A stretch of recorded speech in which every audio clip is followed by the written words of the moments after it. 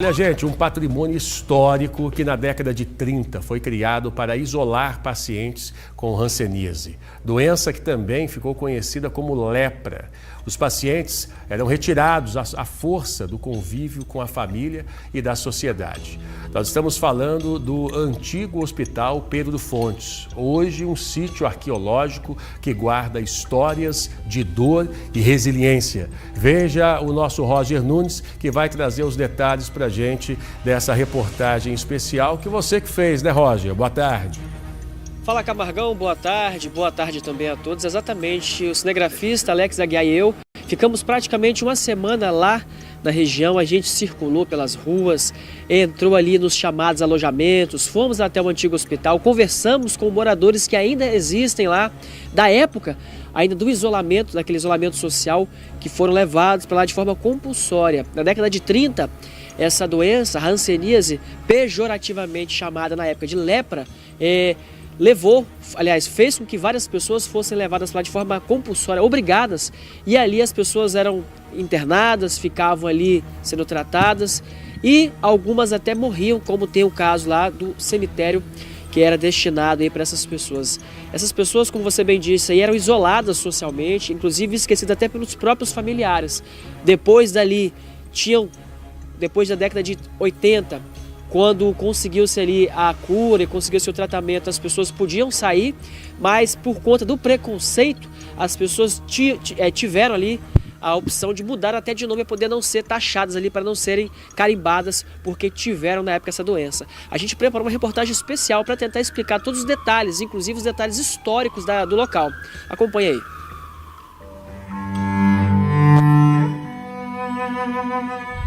Hoje a nossa equipe vai viajar pelo tempo e vai contar parte da história da saúde do Espírito Santo pelo fim. Foi neste cemitério aqui de Cariacica que várias pessoas, várias famílias foram sepultadas após contraírem uma doença pejorativamente conhecida na época como lepra. Foi aqui que várias famílias foram esquecidas, foram aqui que várias pessoas tiveram seus nomes apagados, até mesmo pelos seus próprios familiares. Ainda na década de 20, nós tínhamos uma crença de que o estado do Espírito Santo não tinha casos de hanseníase. Existia até algumas falas tipo, o Espírito Santo é santo porque não tem casos de hanseníase, mas isso logo foi já evidenciado que não era bem isso. E na época as políticas públicas eram todas voltadas para a exclusão da pessoa afetada. Internação compulsória tinha base nesse tripé que era o dispensário, a própria colônia onde as pessoas ficavam e o preventório.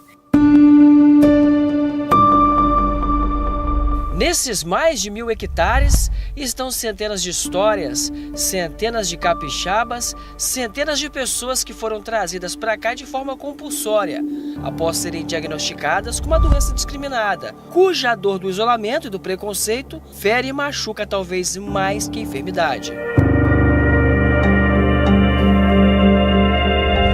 Elevado às margens da BR-101 está o chamado Hospital Dr. Pedro Fontes, que leva inclusive o nome do médico responsável por identificar a propagação da doença no Espírito Santo em 1927, além de criar dispensários para o tratamento. Em 11 de abril de 1937, o complexo foi inaugurado. O objetivo era exilar pessoas com hanseníase, uma doença milenar, citada no mais antigo livro de história, a Bíblia Sagrada. A lepra, como era chamada há 600 anos antes de Cristo, em um passado não tão distante, era vista com medo e com preconceito, que levava as pessoas ao exílio social. Nessas casas germinadas moravam internos, presos pelas suas condições de saúde, levados contra a própria vontade e obrigados a deixar para trás a sua própria história. Cada janela, cada porta, cada cantinho desse carrega uma história. Nessas chamadas alas eram divididos aí em 10 partes, 10 quartinhos. Em cada espaço desse ficava um interno, uma pessoa que passava ali os dias e até mesmo os anos.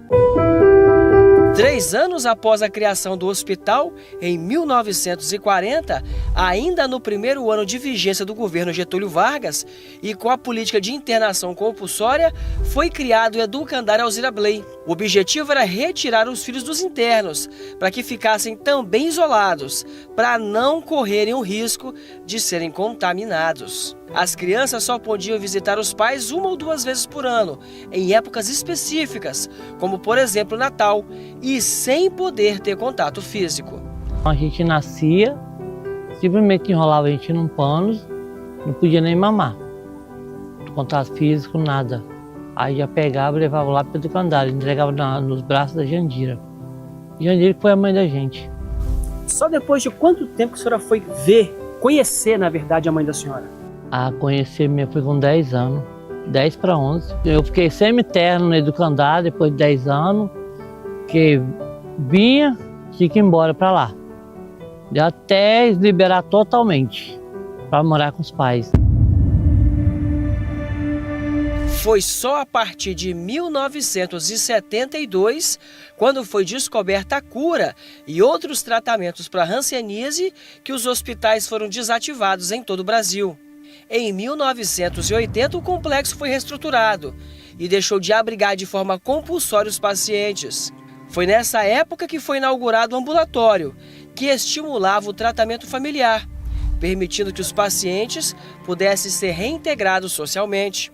A chamada Colônia de Itaenga continuou a tratar diversos pacientes que ainda tinham sequelas e que moravam na vila, aproximadamente 1000 pessoas. Aqui já tinha igreja, já tinha clube, já tinha momentos de lazer, e isso tudo para que o sofrimento fosse, de certa forma, aliviado, o sofrimento em relação à segregação e ao afastamento de seus familiares. E essas pessoas, elas se reinventam, apesar de muita dor, elas conseguem se reestruturar aqui dentro da Colônia Pedro Fontes.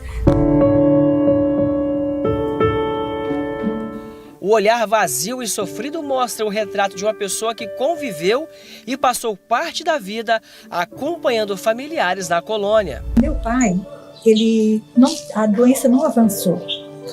Aí o médico não achou que era necessário ele ficar aqui. Já os outros 2 familiares da senhora precisaram ficar internados. Os 2 ficaram praticamente deficientes, né? Sem os mãos, sem os pés. E muita ferida, do qual as enfermeiras iam nas casas fazer os curativos. Durante a visita ao que sobrou do Hospital Pedro Fontes, uma descoberta. Uma velha amiga não estava mais entre nós. Quem nos recebeu foi a filha. Ela contou detalhes da história da família. A mãe da senhora viveu quantos anos aqui, a senhora falou? Foi aqui em 69 e ficou aqui, não foi embora, casou, né? Aqui nessa casa que ela morou 49 anos, vai fazer 49 anos. Faz 2 anos que ela partiu, né? Dia 21 agora de agosto, dia 21, faz 2 anos. A gente traz um pouco essa discussão até no nome do livro, que é O Dia que Mudei de Nome. O Dia em que Mudei de Nome, ele tem são várias explicações para o título desse livro. A doença que muda de nome, para que a gente tenha aí um combate mais efetivo ao estigma da lepra. Então ela muda de lepra para hanseníase, né? Nós temos as pessoas que estavam aqui dentro, que trocam seu nome, principalmente quando precisam sair da colônia, para que elas não sejam estigmatizadas do lado de fora da colônia. Então, vários se reinventaram, se reestruturaram, formaram novas famílias. São pessoas que do sofrimento conseguiram tirar, né, uma vida nova aqui dentro.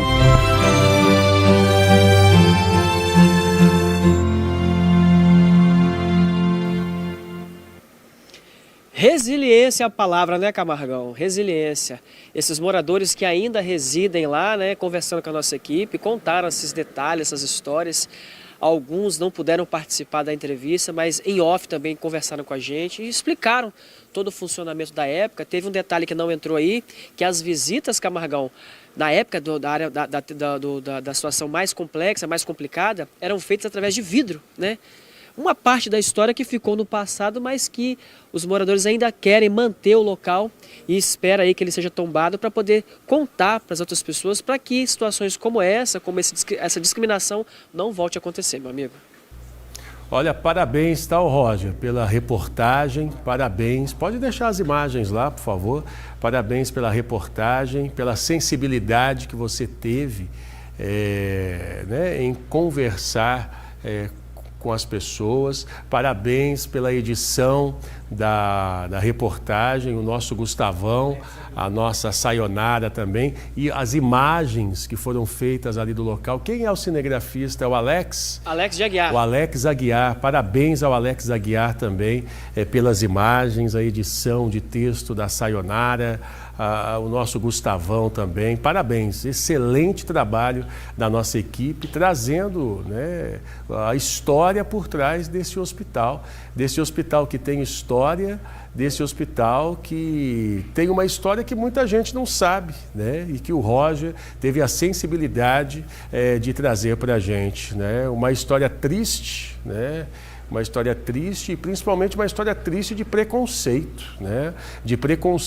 de tirar essas pessoas do seio da sua família e deixar essas pessoas isoladas, um local isolado que existe até hoje, e que o Roger foi até lá para poder contar essa história. Obrigado, Roger, por emprestar o seu talento e tantos dos nossos profissionais que mostram o seu talento diante do trabalho que a gente desenvolve aqui. Parabéns, de coração, tá? Olha só, minha gente.